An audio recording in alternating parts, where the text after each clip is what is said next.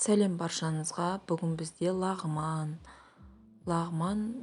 Ең алдымен біз оған қамырын илеп қоямыз. Ол үшін бізге салқын су керек, тұз керек, жұмыртқа, ұн керек. Жұмыртқаны өз қалауыңызша қоссаңыз да болады, қоспай илесеңіз де болады.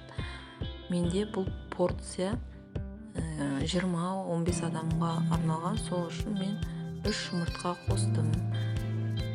Аз адам болса 1 жұмыртқа қоссаңыздар да болады. Осылай қатты қамыр илейміз, басып қоямыз 1 сағатқа.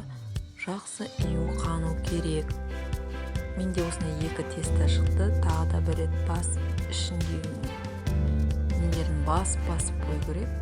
1 сағаттан кейін осылай жайып, қатты жұқа қылмаймыз, қалыңдау.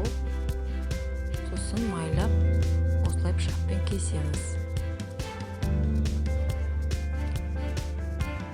Сосын осыларды катать етеміз бір-бірінеге. Сөйтіп тарелкамызды, құрғақ тарелкамызға майды жағып, бәрін осылай қойып шығамыз. Оны бір 20 минутқа бетін жауып, тындырып қоямыз. Сосын алып төңкеріп, ең бірінші жасаған қамырымызды созамыз.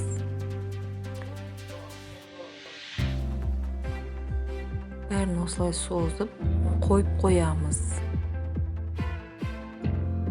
Бір рет осылай созылады. Сосын тағы да осыларды екінші рет қайтадан созамыз. Одан кейін біздің тестамыз дайын болады.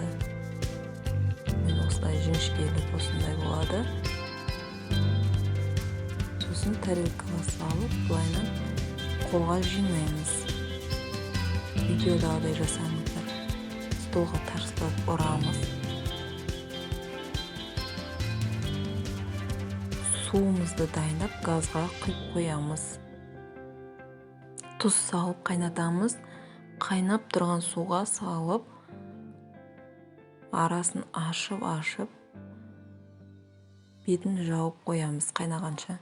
Қайнағаннан кейін 2 минуттан кейін сүзіп аламыз.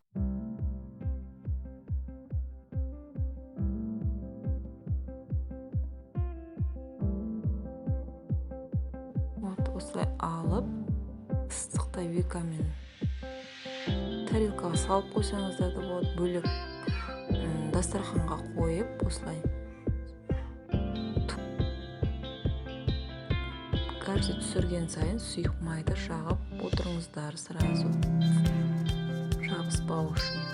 Енді подлив жасаймыз. Бізге подливке бұрыштар, горки бұрыш, полгорки, редька, пияз, чеснок, ет, сәбіз, картошка, капуста, қаламшы қосамыз. Осылай қуырамыз бәрін рет-ретімен. Союз сос қоссаңыздар да болады.